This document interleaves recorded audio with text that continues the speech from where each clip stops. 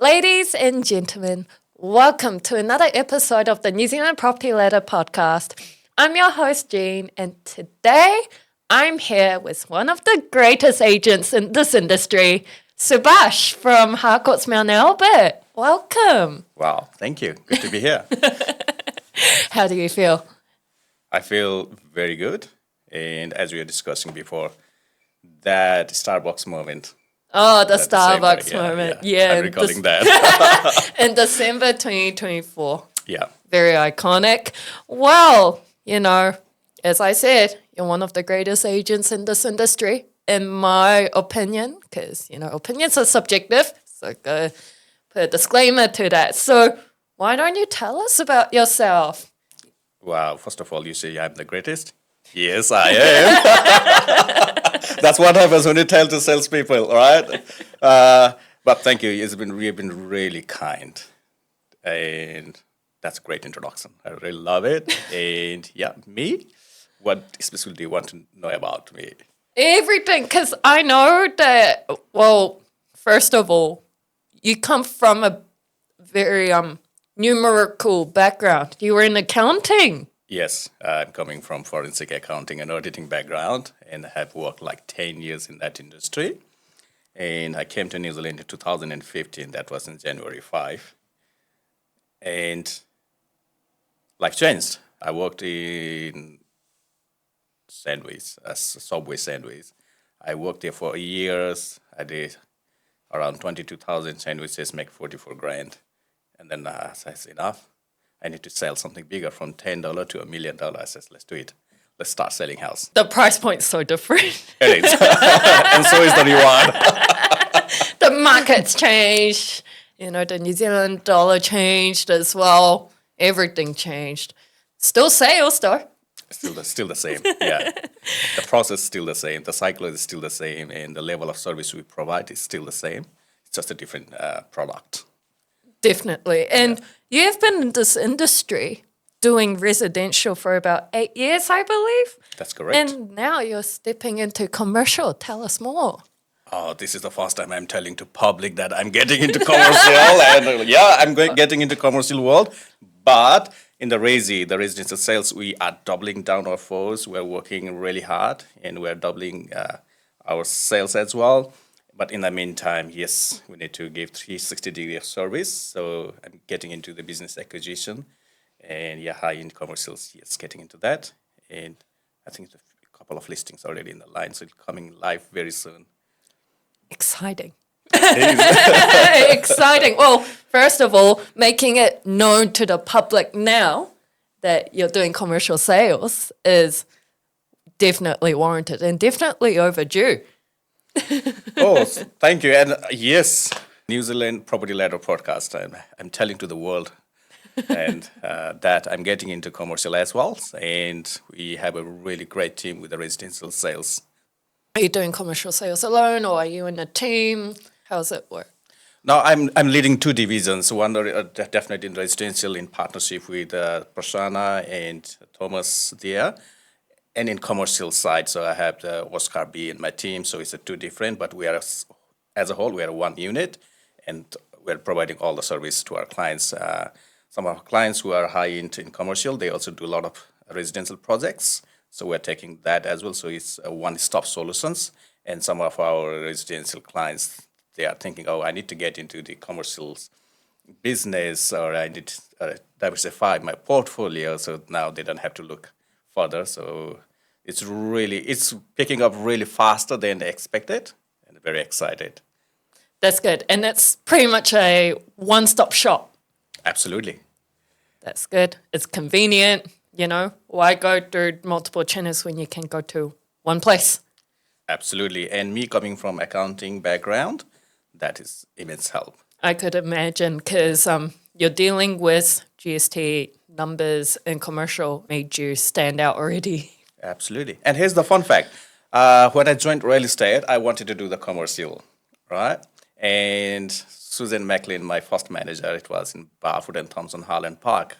And she interviewed me. She said, you're good to come into the real estate world, but commercial is very hard. 80% of the transactions happening in residential world. and she convinced me to do the residential sales, but that's part of what's always with me. Okay, I need to get into the commercial as well because I can do it. So that now it's happening now. So very excited. That's good. Now I know residential and commercial, apart from the fact that one's a business and one's a home that you're selling, is there any difference between the two in terms of how you approach the process? It's yes and no. In residential, it involves, of course, the number plus the emotion. In business, it's more about the numbers. And there's different layer of negotiations, different client base. But at the end of the day, what we do is we are bridging the gap between the sellers and the buyers. So if you see overall end-to-end solution, the framework of negotiation, it's pretty much same, just a different element. That's good to hear. You're quite popular on social media, even won an award for it recently. And so Oh, yeah. how much does that contribute towards the sales? I don't know. I don't know that nobody has told me, oh, you won the best real award. I want to list my house with you. But whenever we have a conversation and people spark that conversation, definitely is helping. But I need to find out exactly. I don't know how to measure that. But many agents they start calling me. I wish it was more vendors, but the agent friends they're calling me. But I think overall that small accolade or acknowledgement definitely it helps. And it's more about the psychology things. So, and that also gives me a pressure. Oh, I need to do something better, and how can I do better? So that kind of thinking comes from that kind of small acknowledgement, and very excited. And that was very unexpected. It was another fun fact here as well. That category there was never been before, and nobody knew that category even existed. So that was a surprise element. And by realestate.co.nz, oh, we got the real award, and my manager David, he just texts me, "Hi mate, this is your award. You should get next time." So nobody was expecting we are getting, and the very next moment when they announced, "Oh, it's from Mount Albert in Subash," it's like, oh, very unexpected. Very happy with that. Yeah, It's definitely a pleasant surprise and definitely well deserved. I've been watching your social media videos and posts, and your posts are very visually appealing. It has a clear storyline. It's incredible. So it's no surprise that you got an award for it. yeah. I think from March, I started putting a little bit of attention, working on in terms of the branding side. So it's actually paying off, but a lot of effort behind the scene. And my whole idea is not about how many engagement I have, like how meaningful engagement I have. And currently, like 50% conversion rate is there. So very happy. It's paying off. That's good. Definitely an investment. And what sort of changes are you seeing in the market now since the OCR dropped? It's a really good questions, and that's the most commonly asked question these days. Because in the last 1 year, we see the OCR have been dropping consistently. And I'm not sure if you have seen one of my videos, which I've done around a few months back when the OCR dropped. And for me, and as a sales practitioner, it doesn't matter much. And what I have said back then was, it's not a buyer's market. It's not a seller's market. It is a strategist market. So we believe in the strategy, in the right timing, in the right things. So it doesn't even matter. I believe in that as well because it's all about the strategy. Absolutely. All about the strategy. And anyone can sell a house through auction. But throughout that whole 3 to 4 weeks of campaign, it's about how diligent you are with every step of the process. That makes a huge difference. 100%. Yeah, the market is slow and nobody wanted to list with an auction campaign. I think this year, except one property, we sold all the property in the auction. 100% clearance rate. Incredible. And I saw that one snippet of video recently of one of your auctions that you've done in rooms at your office where you were auctioning off a development site, I believe, in Yes. Papatoetoe. Oh, yeah. It's a really fun, it's a great story to share, actually. Listed by Prasanna, and of course, he's my team member. And we had, I believe it's 9 registered bidders for that piece of land. The opening bid was 700, and we happened to sell for 1.445 500. It's like 59 bids over that period, and but that's the starting and the end. But in between, it has actually stalled at 1.2. So it's following that small process and giving a confidence to the buyer, giving honest opinion to the vendor. And that was terrific results. The vendor were like amazed, and the room was full of chaos. Actually, buyers were really jumping around. Some of them were very frustrated. They don't want to miss out. Somebody was in the phone bidding. Even the neighbors of that property was there, and he could say, "Max, you can do 1.4," all the stuff. So it was really full of action. So if you even in my post, I have mentioned that it started very decent, but ended up very like chaos.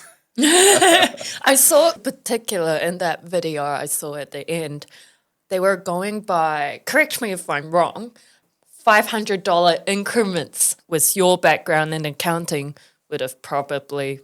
Oh yes. Yeah. Yeah, even we tried for even $100, and that's the beauty of the auction process. Everybody following the process, even the auctioneer on site, and they are really pushing hard. And as a sales practitioner, what to do is to get the best market value, and even if it's the $50, sorry for the buyers, but we are there to get your money. Being said that, we are there to get your money in a very transparent way. We are not forcing you. If you see the value, we are there to get it for you. The trust and the support from the agent makes or breaks the deal. Yeah, and there is a saying, and it's very true. Only the happy buyers will pay the top dollar. So how do you make the buyers happy is you provide all the information, you give them all the comparables and how much the property is selling in that area and how much per square meter and what's the land value, what's the improvement value. Once you feed them all the information, help them to find the right finance, hook them with all the people, educate with them, have frequent meetings, no intimidation, just being honest and transparent. Those are the buyers actually are very happy buyers, and they are the ones who are paying good money for any property. I agree. It's the due diligence that Yeah. makes a huge difference because it's 90% of the due diligence and 10% it's the outcome. Exactly. Help them with the due diligence process. That's how we get their trust, and that's where the magic happens. As long as we proactively follow up on it. So it's the beauty and secret of following up. Absolutely, yeah, and the quality of the follow up. Sometimes some people say we need to have 7 touch points. Okay, but most of the times we have 2 touch points. But within that 2 touch points, we put all the energy, all the focus, and the quality of the questions, quality of the service we provide. So speed and the quality. I think that's what matters today's world. Oh, definitely. Because real estate in itself is such a fast-paced environment. But on top of that, the attention span today is very short. It is. It's just like a TikTok. If you can't grab the attention in the first 3 seconds, it's gone. And when you first meet the buyer at the open home, as soon as they walk in, first 30 seconds, they will know. Absolutely. Yeah, they will have this impression of you. Even the first 5 seconds. You don't need to talk. They just see you and they just know. Yeah, subconsciously they already knew it. Sometimes they tell you or sometimes they don't. And our job is to decode that. And so you've come from Barfoot's, which is a very big brand, to Harcourts. So what was the motivation behind this move? The Barfoot, that's where I started. I have learned everything from Barfoot, so it's a big respect. Now coming to the Harcourts, it's more motivated by a leadership of David Finlay. That's how and I'm slowly learning about the Harcourts. Yes, it's a bigger brand as well. Been here for over 160 years in over 11 countries. So, and now coming into the commercial world, that's going to help me massively because it's going to be the global brand, and the people from all over the world, especially from US, Singapore, Australia, they can still buy the property. And now we're getting a news that very soon the foreign buyers will be able to buy in New Zealand. So it's going to be a game changer. So what's next for you? More commercial or more residential? It's exponential on both domain. Yeah. No going back.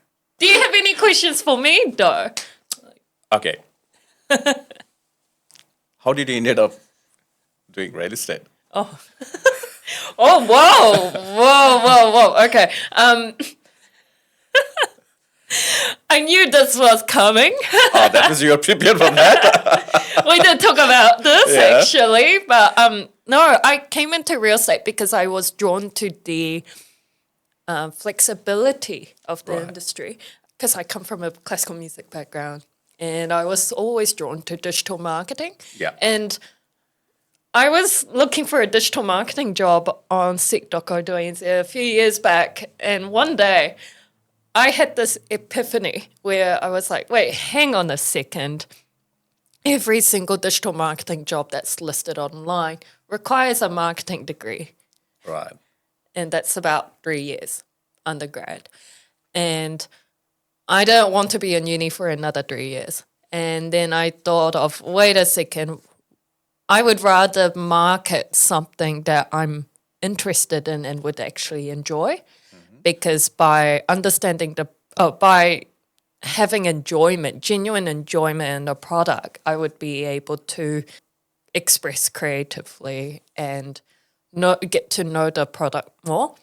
Brought the idea up to me as well, but at that time it wasn't the right time, but I took the plunge. Right. And how do you find it? Great. The very first year. Well, I actually got into property management first in South nice. Auckland. Okay. Yeah, fun times. Right. I know the property manager is the most challenging domain of real estate. It's so rewarding. It's definitely not the most easiest job, and it's not glamorous compared to what you see on TV in terms of real estate in general. I was hungry to learn, and fast forward to today, here I am. Very competitive always, isn't it? Very happy, very beautiful looking. Oh, thank you. But mostly I'm an introvert, right? That's how my professional hazard being an accountant previous life. Mostly we deal with the Excel sheet, sit very quietly in one of the room. And I never ever thought that we get into a sales career. And I was very quiet. And still I am. Unless you put me in front of the camera, it's a different story. But I'm very quiet. And they told us in sales, you have to speak a lot. You have to be very able to use the words and try to manipulate. But I think sales is still a 90% listening and 10% is speaking about it. So it actually helps. I can resonate with that because I'm also very reserved and very shy. Yeah. Might not seem like it, but I'm not that typical agent that can speak for hours every day. Maybe I can. But I feel like there is that stereotype of a real estate agent where they're passionate about talking, and I'm actually really jealous of that. But being from my experience as a classical musician, where I spent most of my days for close to 20 years in a room with no windows most of the time. Right. Practicing the craft, the art of music. And I became really sheltered as a result. And so transitioning from classical music to real estate was not the easiest transition, just because I had to force myself to be more approachable and more extroverted in a way. But as I've been working in real estate for some time now, I realize that's not the case. We shouldn't be forcing ourselves to be, like someone else. We should learn to embrace our uniqueness. Absolutely. Yeah. And I really like that, how challenging it is to get out from one field to another one. It's such a different domain, right? Oh, 100%. You are very competitive and the risk taker. Well, thank you so much. Well, can chat all day. It will be great. Yeah. But go end it here, I'm afraid. But you know what they say. We're here for a good time, not for a long time. True. Well, thank you so much, guys. So sorry, but we got to end it here today. But So lovely speaking with you, and thank you so much for coming here. Thank you, Zine, for having me and giving that great intro. And I really love chatting with you. Like you said, we can chat all day, all night. It's an absolute honor with you being here today because you're such a busy agent, is such a busy businessman, but you made time to come here and really appreciate that, honestly. Really appreciate your time. Where's the best way for the audience to connect with you? Either it's by a phone or by any social channels, Facebook, Insta, LinkedIn. Select like Subash. Easy. Easy peasy, lemon squeezy. Absolutely. Easy to remember. Well, thank you so much for coming here to the studio today to talk about real estate. We live and breathe it. Yeah. Thank you so much for having me. You're such a kind human being. No worries at all. Thank you so much, guys. If you want to watch more or hear more, click the subscribe button, follow us on our social media channels, and that's a wrap. I'm your host, Jean, and see you next time. Woohoo! Bye.